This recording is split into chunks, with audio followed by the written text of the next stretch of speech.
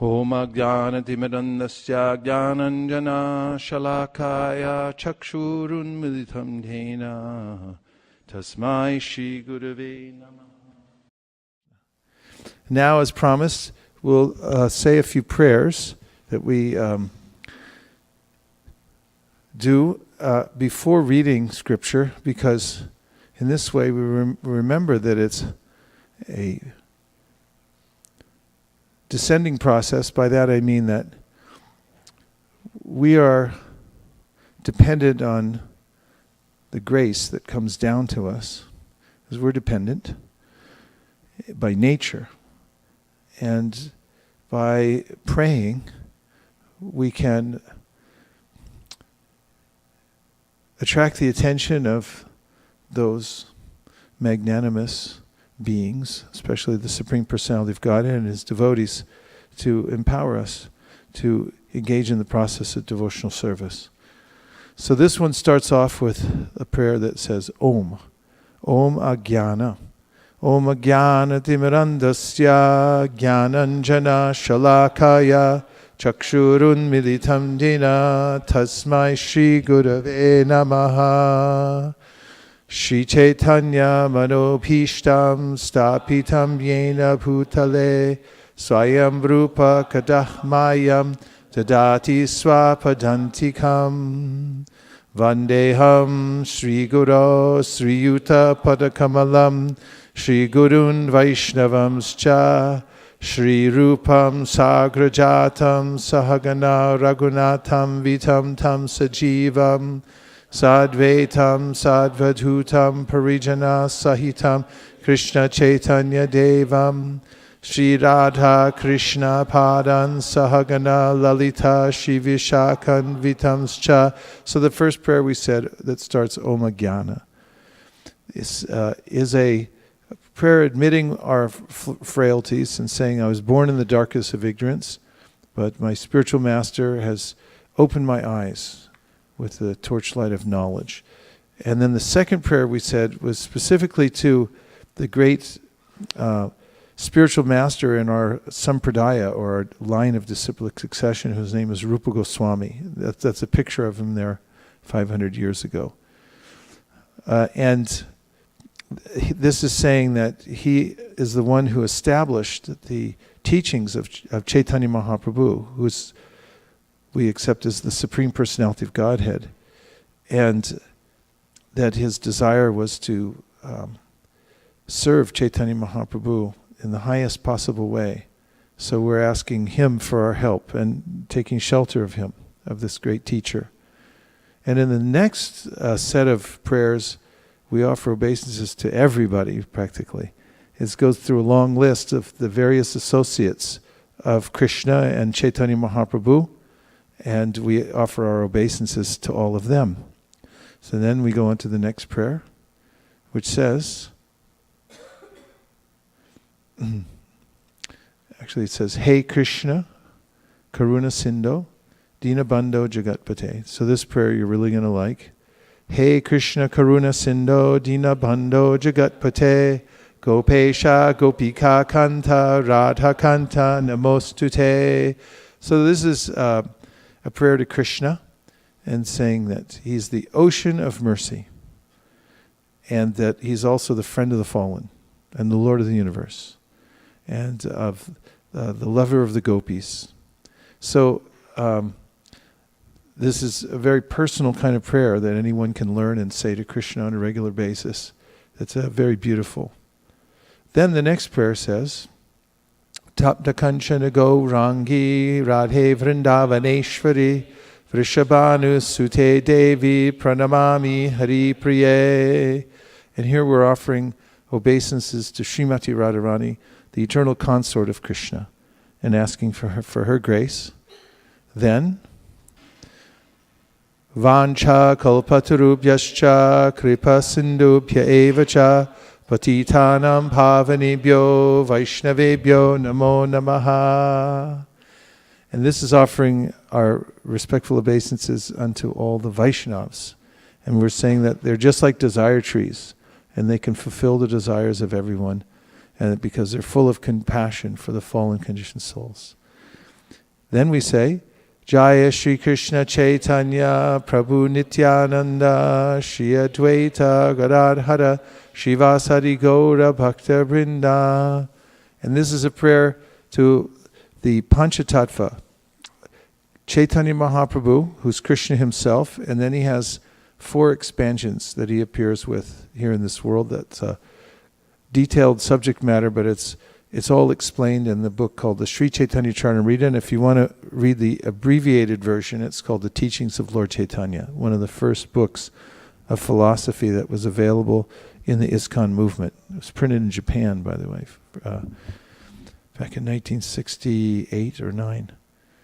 Then we chant the best of all prayers, the Hare Krishna Maha Mantra, and this mantra is described in the Kalisantaranu Upanishad as the means by which one can cross over the ocean of suffering in the material world, especially in the age of Kali. One can overcome all obstacles.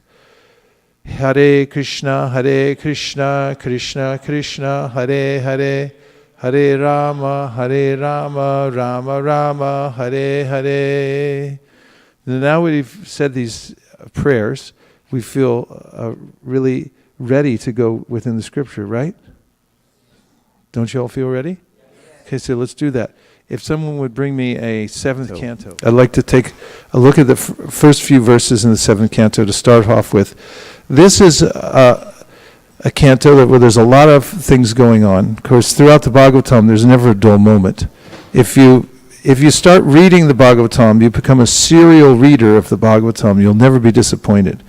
Not only will you have stories to keep you busy, but you'll also be taking in the great philosophy of the Bhagavat, which all relates to the Supreme Personality of Godhead.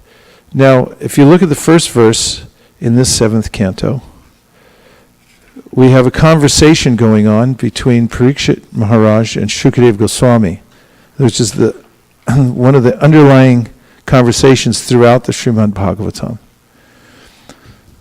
So Sri Rajo Vacha means that the king is speaking. Raja means king, and Uvacha means speaking. So Rajo Vacha means now the king is going to speak. And remember that the king, Parikshit Maharaj, is in a unique situation. Actually, not so unique. We're all in a similar situation, but we just don't think of it as much as Parikshit did, because he was cursed to die in 7 days. He was an emperor, and he gave up his kingdom immediately, and he took it quite well, actually, that he got news that he had been cursed by a Brahmana. That actually meant something at that time. The Brahmanas had what's called tejas, or power, and they could curse and that would be effective. It was a mistake that he was cursed, actually. It was done by an immature boy who was the son of a sage who had been insulted by Parikshit Maharaj. That was a mistake too. It was very uncharacteristic of the king. But he cursed, did the little boy, the king, after Parikshit Maharaj had gone to the hermitage of the sage, Shamika Rishi, and the sage ignored him, basically, because he was deep in meditation. And so the king, who was thirsty and felt that, hey, I'm the king, I just came in here, you could at least open your eyes. He took a snake, a dead snake he found outside, and wrapped it around his neck and walked out. Have you ever done anything like that? Well, not with a snake, but have you ever done anything where you did it and then you walked out and you think, I shouldn't have done that? There's going to be repercussions for this. Well, the repercussion of that was when the news got out, the little boy Shringi, who was the son of the sage, felt so insulted that his father had been disrespected by the king that to impress his friends, he touched water and then he uttered a curse. This king will die in 7 days. He'll be bitten by a snake bird. He just conjured this kind of creature. And that was it. So the curse was out there and it had power. And when Parikshit Maharaj heard about it, he said, this is Krishna's hand in my life.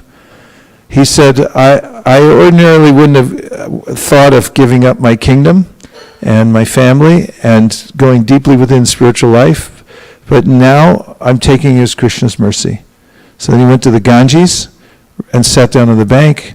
A lot of other people came there to give him instruction, but then Shukadeva Goswami, who was an adolescent, showed up. Everyone gave him respect and stood up and wanted to hear from Shukadeva. So that's how the conversation is going on. So now, Sri Rajavacha, he's asking questions to Shukadeva Goswami, and it's kind of exciting. If you sit down with the Bhagavatam and read it, you're on the inside of the conversation. You get to hear what they were talking about. And this is mentioned in the Bhagavatam as being the most beneficial for advancing in spiritual life. If you can hear the inside conversations between the pure devotees of the Lord, then you'll start understanding how to conduct your life. You'll also become attracted to a higher energy, a higher quality of energy. And you'll develop good qualities. So now he says, Samak Priya Surit Brahman Bhutanam Bhagavan Swayam Indrasyarte Katam Daityan Avadhid Vishamo Yata. And these words mean, sama means equal. So this is an important word, sama, and you'll find it throughout the Bhagavad-gita. For instance, Samak Sarveshu Bhuteshu, 1854 in the Bhagavad-gita says, Krishna says that one who is on the threshold of bhakti, about to enter into bhakti, has this quality of sama. Sama means equal, that a person is able to see people equally. It's also mentioned in a famous verse, Vidya Vinaya Sampane Brahmaniga Vihastani Shuni Chaiva Shopakecha Pandita Samadarshina. Samadarshina. So darshina means to see, and sama means, again, equally. So he says a self-realized person observes all the different entities in the world. Like you look around the room now, just take a quick look around. See, there's a few people here, and by the way, welcome to the devotees who are coming in from various planets in the universe. Great demigods coming here. Hare Krishna. You'll notice that everyone's dressed a little differently. People have different hairstyles. If we interview people, they probably have different jobs, although a lot of them would be engineers. But even amongst the engineers, we'll find that different kinds of engineers, different skill levels. Some people are more skilled at making flower garlands than some of the engineers. And, you know, on one level, we won't find anything equal. We won't be able to see how anybody's the same, as there's so much difference. So how is it that this is being emphasized again and again in the Bhagavad-gita, that a self-realized person sees everyone equally? It's not on the material platform that they're seeing. They're seeing beyond that, because the idea is that the living entity is different from his or her body. And that includes whether one's an animal or a plant or a little bug, spider. All of these creatures are animated by the same spiritual essence within. And a person who's developed this samadarshina is able to see equally all the different entities. Now here's a very difficult point to understand, and that is that even though such a person may see equally, he or she does not interact with everybody equally. I may then erroneously think that if they're all equal, I should treat them in exactly the same way. And let's maybe look at some of the fallacy behind that, because what if I happen to see a snake, and I said, well, the snake is a spiritual soul, and therefore I'll treat it the way I treat my cat. And you went over to pet the snake, you might get bitten. Of course, some snakes, I guess, are nice, but it might bite you. This would be a false application of the principle of being equal to everybody. So there's an understanding that we get in the Bhagavad-gita that we live in a bi-dimensional universe. And there's two dimensions here. One is spiritual and the other is material. So what is the equality that a self-realized person is seeing? It's seeing that all living entities are spiritual, that their essence is spiritual. They're simply animating a material body. And that material body is a creation of the modes of material nature. And Krishna explains in the Bhagavad-gita that living entities have differences in their material bodies due to their previous association with the modes of nature in various ways. This is in 13th chapter, 22nd verse. He says, Purusha prakritisto hi bhunte prakriti jan gunan karanam guna sangosya sarasad yoni janvasu. So sarasad means good and bad, or stable and unstable. And karana means the cause. So here Krishna is saying that the spiritual soul gets good and bad circumstances, or good and bad bodies, for that matter, because of his association with the three modes of material nature in various ways. Sangha, the kind of sangha that he's had.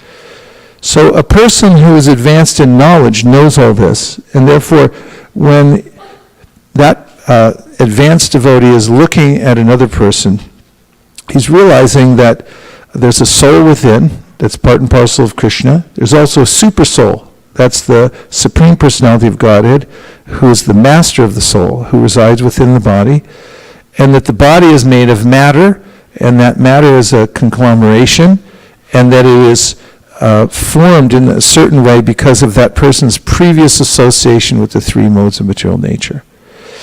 So, the king then is bringing up this word sama at the beginning of this canto, and he says, sama, which means equal, and then priya, beloved surit, friend, Brahman, O Brahmana Shukadev. Bhutanam, towards all living entities, Bhagavan, the Supreme Lord Vishnu. So he's asking this question because he wants to know if Krishna is equal to everybody. Because it seems from the last discussion they had that he isn't. In the last canto, in the 6th canto, it seems as though Krishna had been playing favorites. He likes Indra and the demigods, and he doesn't like the demoniac living entities. He helps to defeat them. He helps the demigods to defeat them. So the translation, King Parikshit inquired, my dear Brahmana, the Supreme Personality of Godhead Vishnu, being everyone's well-wisher, is equal and extremely dear to everyone. How, then, did he become partial like a common man for the sake of Indra and thus kill Indra's enemies? How can a person equal to everyone be partial to some and inimical towards others? So, oftentimes people wonder if God is impartial because they think, why me? Have you ever thought that when something happened to you? Did you ever think, why me? And maybe God's picking on me, and it's not my fault. What did I ever do to hurt anybody? And why am I getting a certain kind of adversity in my life? So it's a big question because the world's hard to figure out because we can't see what we've done in the past. So now in the purport, in the Bhagavad-gita 9:29, the Lord says, Samoham sarva bhuteshu name dvesho stinapriya. I am equal to everyone. No one is dear to me, nor is anyone my enemy. So this is a very clear statement in the Bhagavad-gita. But as that verse continues, 9:29, Krishna says, yes, samoham. So samoham means I'm equal to everyone. So keep it there. You don't have to go over. Sarva bhuteshu means, bhuteshu means all living entities. So he says, I'm equal to everybody. Name dvesho stinapriyaha, and I don't envy anybody. I don't hate anybody either. I'm equal to everybody, and nobody's dear to me also. I don't have any favorites in the world. I'm equal to everybody. But then he continues by saying that if somebody worships me, then that person is in me and I am in them. So samaham sarvabhuteshu nami dvesho stinapriha nabhajanti tumam bhaktya mai te teshu chapyaham. So important to remember that point as we continue. In the previous canto, however, it has been observed that the Lord sided with Indra by killing the demons on his account. Hatta putra diti shakra parshni grahina vishnuna. Therefore, the Lord was clearly partial to Indra, although he is the supersoul in everyone's heart. The soul is extremely dear to everyone, and similarly, the supersoul is also dear to everyone. Thus, there cannot be any faulty action on the part of the supersoul. The Lord is always kind to all living entities, irrespective of form and situation. Yet he took the side of Indra just like an ordinary friend. This was the subject of Parikshit Maharaj's inquiry. As a devotee of Lord Krishna, he knew very well that Krishna cannot be partial to anyone. But when he saw that Krishna acted as the enemy of the demons, he was somewhat doubtful. Therefore, he posed this question to Shukadeva Goswami for a clear answer. So, in this section, Shukadeva Goswami will explain how it is that it appears Krishna is partial to others. It's not as it seems, as Parikshit Maharaj is bringing up here. It seems that way, but it's not true. And he explains to Shukadeva Goswami that living entities are interacting with the modes of material nature because they have the freedom to do so. And Krishna gives them that freedom, and if he doesn't give the full facility for them to experience their independence from him, then there's no real question of freedom ultimately. And as they interact with the three modes of material nature, they implicate themselves more and more.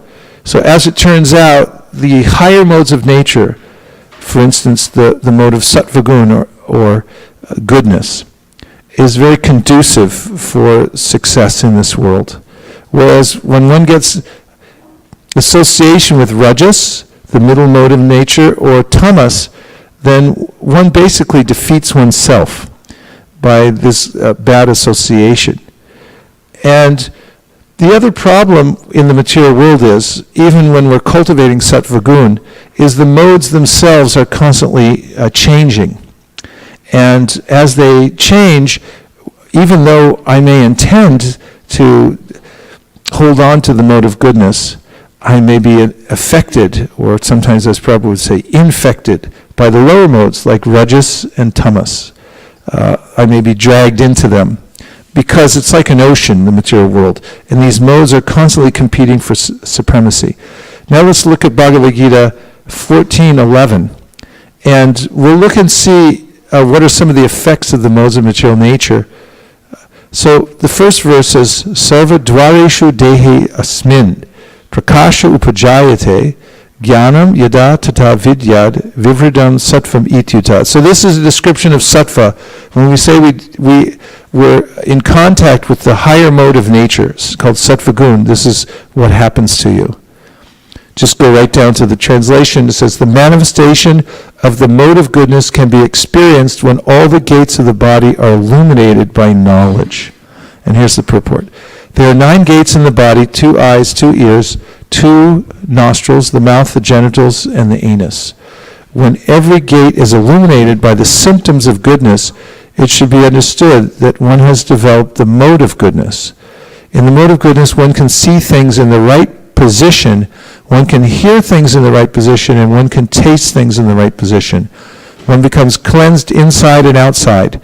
In every gate there is development of the symptoms of happiness, and that is the position of goodness. Doesn't sound too bad, does it? Well, it's not. I mean, it's a higher mode of nature. So that's what you would expect from that. Now, let's continue. The next verse says, Loba pravitir arambha karmanam ashamaspраha rajasyatani jayante vrivridhe bharatarshabha. Here the translation is, O chief of the Bharatas, when there is an increase in the mode of passion, the symptoms of great attachment, fruit of activity, intense endeavor, and uncontrollable desire and hankering developed.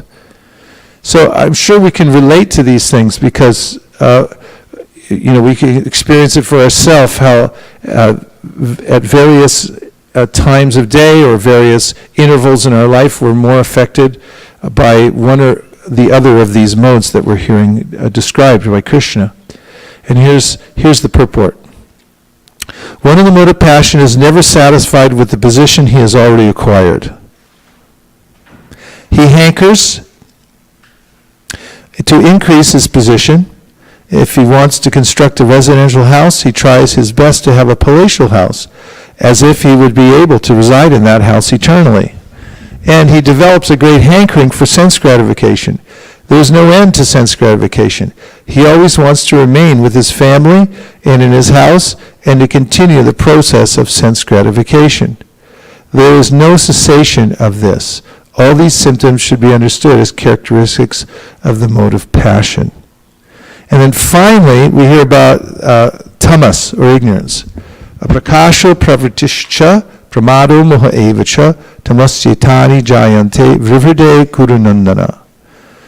When there is an increase in the mode of ignorance, O son of Kuru, darkness, inertia, madness, and illusion are manifested. Purport. When there is no illumination, knowledge is absent. One in the mode of ignorance does not work by a regulative principle. He wants to act whimsically for no purpose. Even though he has the capacity to work, he makes no endeavor. This is called illusion. Although consciousness is going on, life is inactive. These are the symptoms of one in the mode of ignorance. So, in the Gita, Krishna teaches a lot about these modes of nature for our own edification, so that we know what we're dealing with. And by that knowledge, he says, we can actually become liberated from the material world, because we'll understand that there's this external influence that's causing us various kinds of good and bad situations in our life, and that the more we interact with them, then the more that we'll get the kinds of symptoms and results that are being mentioned by Krishna in the Bhagavad-gita. So this goes back to the idea of Shukadeva Goswami in the beginning of the 7th canto of the Bhagavatam, that Krishna is equal to everyone, and the different results that living entities are getting in this world, whether they're victorious or not, whether they're rich or poor, whether they have a demoniac birth or a very exalted birth, these things are going on because of each living entity's interaction with the three modes of material nature. And this has been going on since a time immemorial, means longer than before we can trace out. And the remedy for this is to rise above the modes of material nature. Now the way to do that is by performing devotional service. And Krishna says this in the Bhagavad-gita 7:14. Daivahyeshu gunamayi mama maya duratyaya mameva ye prapadyante maya metam tarantite. So this is a very helpful and optimistic verse for us, because here he's saying that these modes that I just described that trouble us so much, he says, this is part of my divine nature. This is my energy. So Daivi means transcendental. He, certainly, Aisha, this, Gunamayi, consisting of the three modes of material nature. So he's saying that this is my energy, Mama Maya, that's my energy, and Duratyaya. He acknowledges something that we may have discovered for ourselves. It's very difficult to deal with, and it's impossible to overcome on our own. Hare Krishna. So, Mameva ye prapachante. Now here comes the key, a very important verse, a very important statement by Krishna that we can really take to heart. Mameva ye prapachante. So this word prapachante means to surrender. And there's a process to do this. So you may not do it all at once. You may do it incrementally. And there's a sixfold path for surrender, which really is encompassed in what we practice here at ISKCON, which is a way that one can do things that are favorable to one's relationship to Krishna. There are certain things, and our process, make no mistake, is based on receiving grace, a descending grace that comes from Krishna. And if one discovers that this is available, and then arranges one's life in such a way that will attract this grace, then this would be the essence of the practice of bhakti. So devotees, those who practice bhakti yoga, organize their lives in such a way that they can attract that grace and mercy that comes from Krishna naturally. Remember we heard earlier the prayer that he's Dina Bandhu, he's the friend of the fallen. And he's also the ocean of mercy. So all these things are true. So then how do I come in contact with that mercy and that grace? Here Krishna says, Mam eva ye prapadyante. Those who surrender to me. And the surrender process begins with doing things favorable to Krishna, to his service, and dumping things that aren't favorable. And there's nothing so fun as getting rid of those things that are unfavorable. It's a really big challenge. But once one does it, you feel like you're the happiest person alive. Even if you can give up a small anartha and you can just dump it somewhere and leave it by the roadside, drive away so they'll never be able to find you, change your address. And once you do that, then you realize that actually I feel happy now. Because it's these, what we call anarthas, or things that seem to have value, but that they have counter value. They actually weigh me down, and they're the cause of all my trouble. All my anxiety comes from carrying them around, anarthas, things that are valueless. But I've been talked into it. Somebody talked me into it. And it's part of the overall scheme in this world called the colossal hoax. It's one big, huge ripoff. And somehow or other I've been taken. So now when I take to the process prapadyante, surrendering to Krishna, and I start taking up things that are favorable, I feel happy about that. It's like I have a positive habit in my life. And then I start getting rid of those things that are listed that are unfavorable. Then I start to realize some spiritual integrity. Like, actually, I have my own impetus that I can develop. And when that begins to happen on an internal level, then this maya metam, this illusory energy that Krishna is talking about that gives us so much trouble, taranti, overcome te they. He said those ones who do this process, they can rise above this. They can actually overcome taranti. They overcome this miserable situation of mixing with these three modes of material nature. And I'm going to read you a purport from the third canto of the Srimad Bhagavatam that will make your hair stand on end. And if you don't want that to happen, then you can wait out in the lobby and cover your ears. And if you read lips, don't look through the window. Okay, this is from Srimad Bhagavatam 3:13-49, my new favorite verse in the whole Bhagavatam. Favorite verse and purport. Are you ready? I'm not convinced at all that you're ready. Yes. I'm slightly convinced. Yes. Okay. All right. I'll read it to you then. Here it goes. This verse starts off. It says, Tasmin prasane sakala shisham prabhao kim durlabam tabir alam lavatmabi ananya drishtya bhajatam guhashaya Swayam vidate swagatim para param. Nothing remains unachieved when the Supreme Personality of Godhead is pleased with someone. By transcendental achievement, one understands everything else to be insignificant. One who engages in transcendental loving service is elevated to the highest perfectional stage by the Lord himself, who is seated in everyone's heart. Did you like it? Yes. Now wait till you hear the purport. Srila Prabhupada's exquisite purport, as stated in Bhagavad-gita 10:10, and we'll get into that in a minute. The Lord gives intelligence to the pure devotees so that they may be elevated to the highest perfectional stage. It is confirmed herein that a pure devotee who constantly engages in the loving service of the Lord is awarded all knowledge necessary to reach the Supreme Personality of Godhead. For such a devotee, there is nothing valuable to be achieved but the Lord's service. If one serves faithfully, there is no possibility of frustration because the Lord himself takes charge of the devotee's advancement. The Lord is seated in everyone's heart, and he knows the devotee's motive and arranges everything achievable.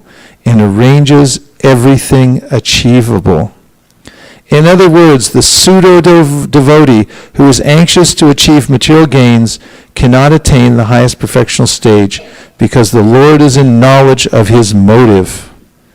One merely has to become sincere in his purpose, and then the Lord is there to help in every way. So, regardless of the influence of the three modes of material nature, if one understands that Krishna is waiting to receive us, and that all we have to do is change our relationship and turn our attention away from trying to enjoy the various combinations and permutations of the three modes of material nature, which will ultimately never satisfy us. And we try for the process of devotional service. As mentioned through the tradition of teachers, as inculcated to the tradition of teachers all the way from Krishna himself, and they've passed it down in such practical ways that anyone, including here in Silicon Valley, can take it up. One will notice for oneself that Krishna moves heaven and earth to help one achieve all that is necessary to rise above the modes, not only rise above the modes of material nature, but also to become firmly situated in the process of pure devotional service. Such a person begins to realize that there's nothing valuable to be achieved except the Lord's service. And this is a very favorable stage of devotional service. This is after one has dumped a lot of anartas, or they've evaporated, or you wake up one day and you can't find them anymore. Hey, where'd it go? This is all possible by the process of devotional service.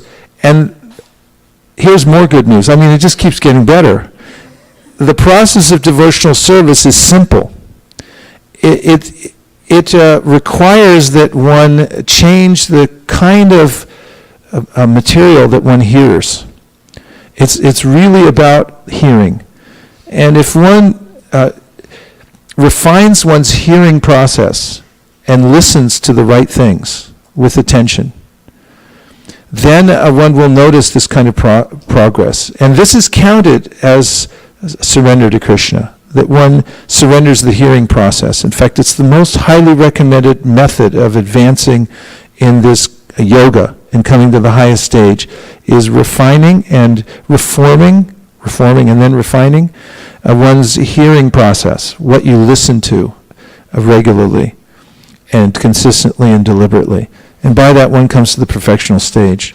There's a lot more to be said to this and to be tied back to the 7th canto and this whole issue of whether the Lord's partial or impartial. But I've tried to give, with broad strokes, this kind of context so we can have a little conversation about this right now.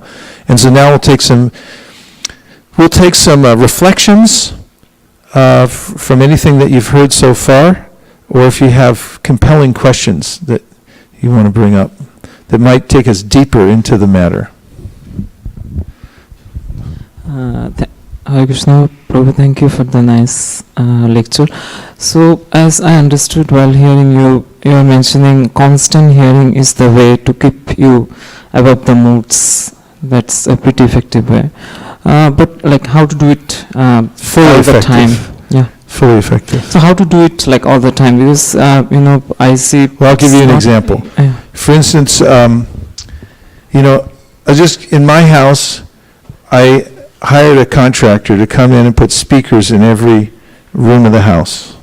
And then there's a central location where there's an iPod. Can you still get those? If not, you can get an iPhone, or you can get one of those other things, whatever they're called. I forget. So get it amplified, and then in your house, everywhere in your house, you can have the sound vibration coming in. If you live in a dormitory, then just carry the device with you. And if people don't like to hear it, then put in some earplugs not plugs, but earbuds or whatever else, earphones, and you can listen to it. So while you're moving about doing some of your daily things, for instance, do you cook? Yes. You cook. Well, so while you're cooking, you can listen to, for instance, you could listen to the Bhagavatam. You could hear the Bhagavad-gita while you cook. And for instance, when you're getting ready, taking a shower, you can keep the vibration going in there too. Here at ISV, I remember when Giriraj Maharaj first came here, he was surprised. He went to use the restroom, he came back and he said, hey, it's even in there. I mean, we designed it that way because, there's a way in which you have to think about these things. Create your own environment, and mostly it's created by sound. So now in your car, that's a really nice place because it's, it's a little bubble, you're driving along and you can be listening. I mean, there's so many things that you can listen to now in your car, so make sure you have a device in there too that you can hear. And how about in office? Well, in the office, you may have to concentrate on your work. Actually, although I do know that devotees all the time. Yeah, so that's not, we have, when the Shastra says to listen constantly, and this is specifically spelled out by our acharyas, where for instance, in the Bhakti Rasamrita Sindhu, our acharyas have put this commentary, and Jiva Goswami and Vishwanath Chakravarti Thakur say that if you tell beginners that you have to hear constantly, that nityam means all the time, 24 hours a day, they may get discouraged. So don't tell them that. Said what it means for us is at least once a day. At least have your daily dose. And if you're not feeling the effects, then up your daily dose. You know how to do that, right? You just take more. So one of the ways in which to do that, you have to consider carefully what's important, what's not important. If people say, I don't have time, it's not true, because everybody gets the same amount of time. I checked. I was just in New York. I asked them, didn't I? I asked them, Gopal, how many hours they get in a day there, and they confirmed 24 hours, just like here. And so everybody has the same amount of time, so it's not time, it's taste. It's not time, it's taste. And so if we develop a taste for something, then we'll do more of it. So that's one of the main tricks in devotional service, is develop a taste for hearing. And one of the ways that you do it is you keep doing it. And the more you do it, the more you'll notice that it's actually nice. And after it gets nice, it becomes beautiful. And after it becomes beautiful, it becomes compelling, and one wants to hear a lot and a lot more. So it's actually natural that one increases the hearing. Because this sense that, as Prabhupada writes in the purport here, that for such a devotee there is nothing valuable to be achieved but the Lord's service.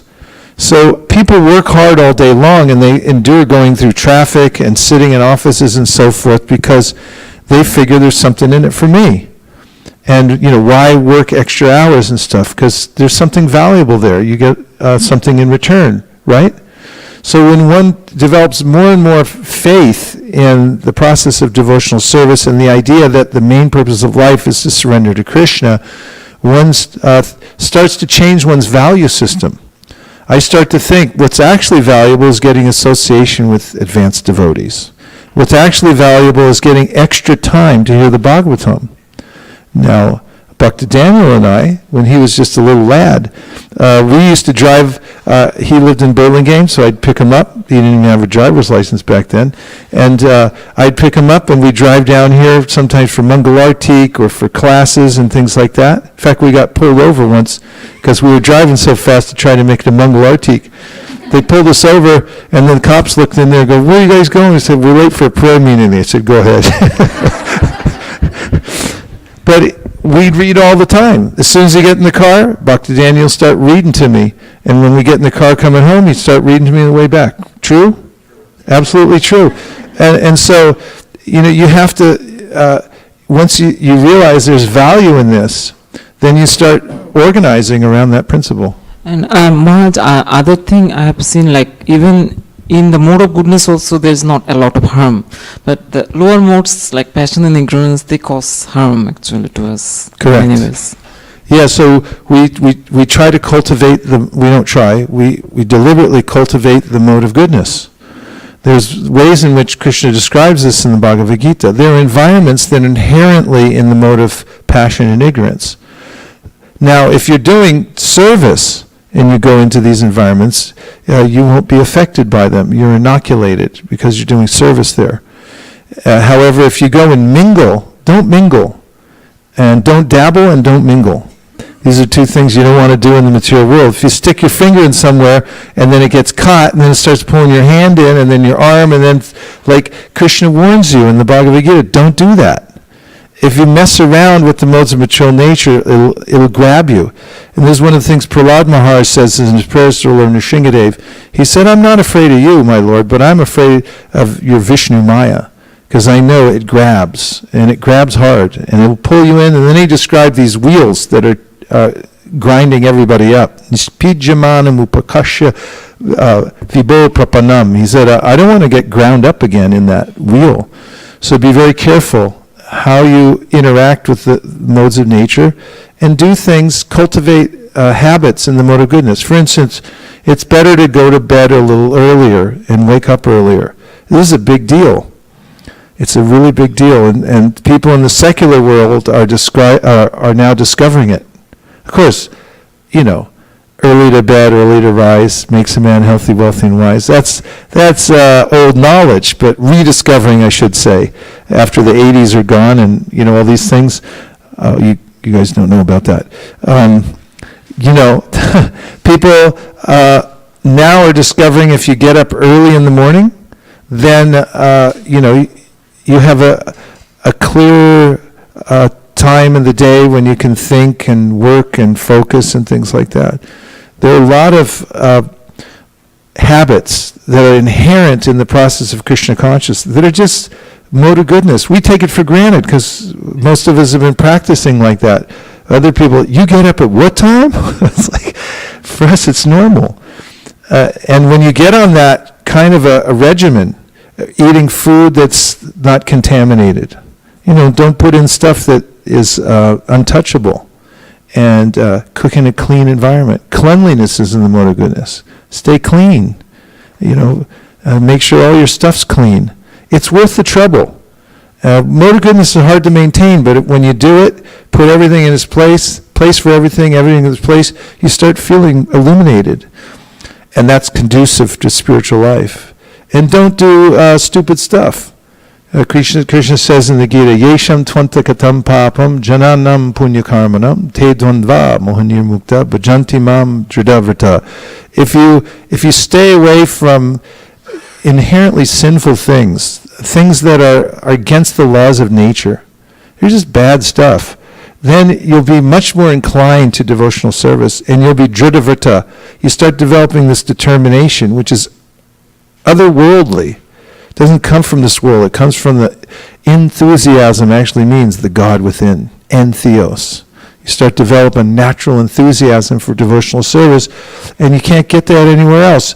And you can't cheat your way around it either. You actually have to do it. You have to cultivate it. But when you get it, that's the most valuable thing that you can have.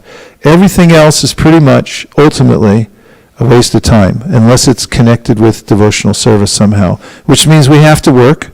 That's fine. And just dedicate your work to Krishna.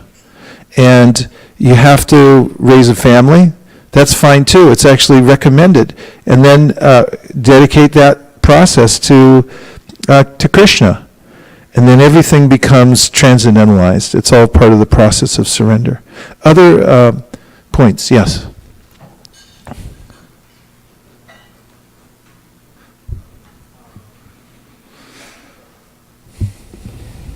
Hare Krishna. One verse I found encouraging on this point of hearing was Bhagavad-gita 13:26. Let's have a look. 13:26.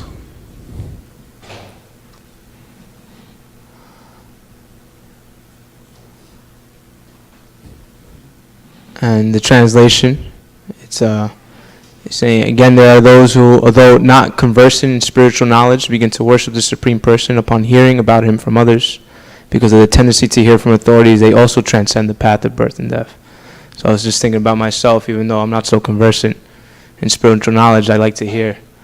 So, and Prabhupada's purport is also very encouraging. Yeah. It's very encouraging, and this is also one of the tenets of the bhakti process, especially as given to us by Srila Prabhupada, is that go give it to other people also. And you'll find that as you're out and about, even in a big place like New York City, we were just there last weekend, right? Confirmation. We were there, and there's so many people running around there, and you never know who you're going to meet. If you just stop them and start talking about Krishna, one of the first people I met on the street in Manhattan, it was a mother and her son, and it just turned out that she had many different kinds of turns in her life, and the main thing that she was looking for was how to surrender to God. And the other main thing she was looking for was a book that tells how to do it. And she hugged everybody, she took the books, and was very open to it. So this verse, Krishna also encourages us that go and speak about it to other people so that they can have an opportunity to hear about it and find their way into the process of devotional service, which is a universal process, non-sectarian. It's the process. The main dharma or duty of human beings is to surrender to God. So I have this hand. Now on my hand I have fingers. Demonstration. Now, if I call this one finger and I say, "Come here, finger," and the finger comes, it's a healthy hand. Come here again. See? Now, if I call the finger and he's either slow in coming to me or he doesn't come at all, that's an unhealthy finger. And you'll really notice it. When your finger doesn't work, it'll mess up your whole day and you'll be really disturbed. So, in the same way, we are parts and parcel of Krishna. And when we respond to him as his servants, then we feel naturally part of the body, and we're in our healthy condition. When we don't respond to him, when we think ourselves independent, or we're not able to act in Krishna's service because I'm affected by the lower modes of material nature, I have my own interests, or I become so inebriated that I can't even move anymore, then I'm in an unhealthy state. So bhakti means to come to the healthy state of life. Healthy state of life means I'm ready to serve Krishna at every second. Just like this finger is ready to serve me. Come here, finger. And it comes right away. It does whatever I ask. So it's that universal, the process of bhakti. What else?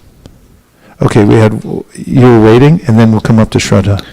Hare Krishna. Thank you, Prabhuji, for starting this discussion.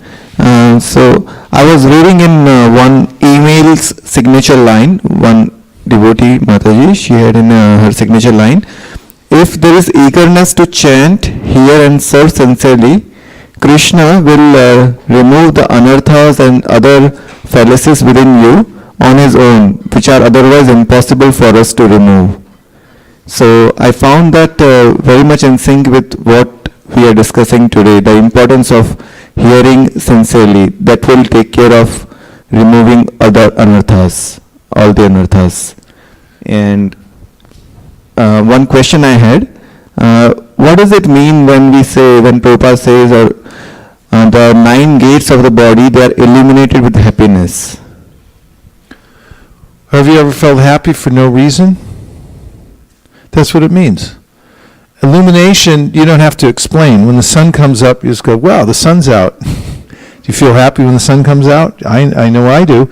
You can start to, see your way around, and you're not scared. Somebody, raccoon might jump out, bite you on the ear. Anything can happen in the dark, and it's a little fearful. Everyone goes to bed because living entities can't handle it when it gets dark. The sun goes down in normal circumstances. In today's society, we have electric lights, so all night long. But if you go camping or something like that, when it gets dark, everyone goes, "All right, that's it. I'm going to bed. See you tomorrow."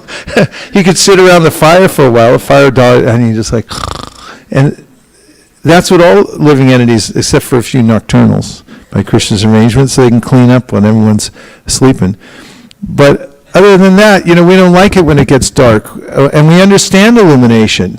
It's a pretty simple thing. The sun comes out and we go like, okay, life's open again. Everybody's waiting for that. Everyone responds to the sun, even the plants.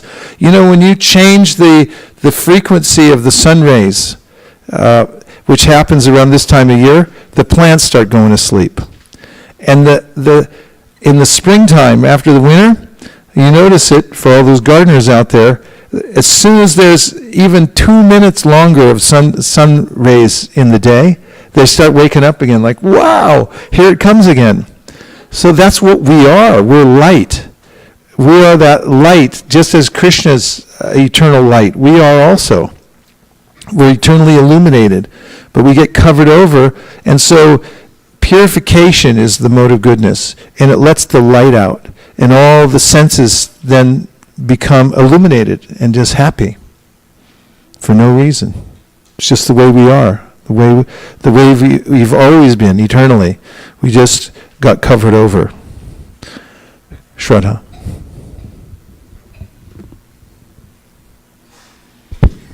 So Maharaj, there are 2 comments on WhatsApp, and then I have a question. Okay. So we have Govind Charan Das Prabhu, he is in Chennai at this time. Really? He's offering you his Dandavat pranams. Hare Krishna Govinda Charan Prabhu, we miss you. And he thanks you for bringing up the verse 3:13-49.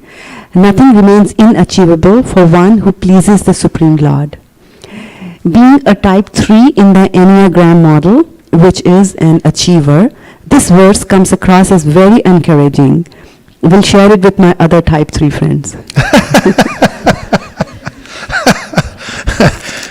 Thanks, Govinda Charan Prabhu. Then we also have Vaikuntha Nayak Das Prabhu from India as well. All the heavy hitters from South India are signing in tonight. Yeah. And his takeaway point is that when you drop away your anarthas by the driveway, you become happy. Yeah. Leave them by the side of the road and drive off as fast as you can. Don't look in the rearview mirror, just let them run off in the forest and get lost. Yeah. And Maharaj, my question was on Bhagavad-gita 14:11, where you were 11, 12, 13, where we were talking about the various modes. So in 11, in the purport, Prabhupada says that in the mode of goodness, one can see things in the right position, one can hear things in the right position, and one can taste things in the right position. So if you can elaborate a little bit on right position, is that like Krishnendriya Priti or Yuktahara? How do we understand? Well, in the Gita, Krishna says, Nasato vitite bhavo, na bhavo vitite sata, ubayorapi dushtuntas, tvanios tattvadarshibhi. Again, the seeing means like the way you view the world. And he says, those who are aware of the truth, they're able to see that there's certain things that exist, they're real, and certain things that don't exist because they're constantly changing. Those things are really foreign to us. As the Vedas say, asango hyayam purushaha, little jiva, you're eternal. You don't have anything to do with this world, and therefore it advises us that you should go towards the spiritual world. Now, in the mode of goodness, that we're given vision. We have vision to see properly that there is eternal energy and then there's temporary energy. And as mentioned in the Bhagavatam, Partivad dharano dumas tasmad agnis trayimayaha tamasastu rajas tasmat satvam yad brahmadarshanam. Here, Sutta Goswami says, the mode of ignorance is like the raw wood. And above raw wood is a wood that's smoky. It hasn't caught fire, but it's smoking. And then a mode of goodness is when the flame comes out. You've got real fire there. And so he said from that higher mode of goodness, then sattvam yad brahmadarshanam means that you can have a clear vision of what's spiritual. And from that position only, you can see spirit. From mode of passion, Krishna describes you see all living entities as their bodies. Think, oh, this person's a Chinese, this person's an American, and you get all caught up on that level of seeing the differences. But from Sattva Gun, you see things correctly. Like you look at another person and you actually see that there's a spiritual soul in there, and you'll relate to them on that level. At least that's the vision that you'll have when you're dealing with them.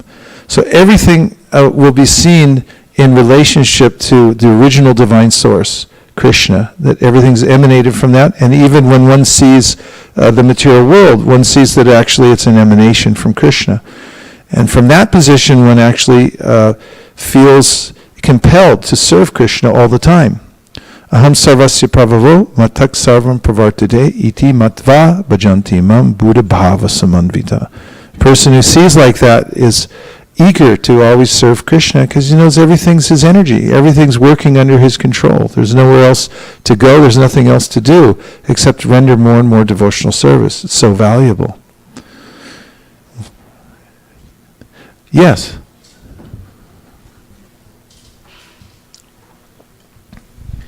Hare Krishna Maharaj, I just wanted to express my gratitude and thanks for you to picking up this subject, because somehow by a divine arrangement I read the same chapter yesterday. Oh. I was just feeling like I need that extra, your flavor on top of that, so it was very fulfilling. So thank you.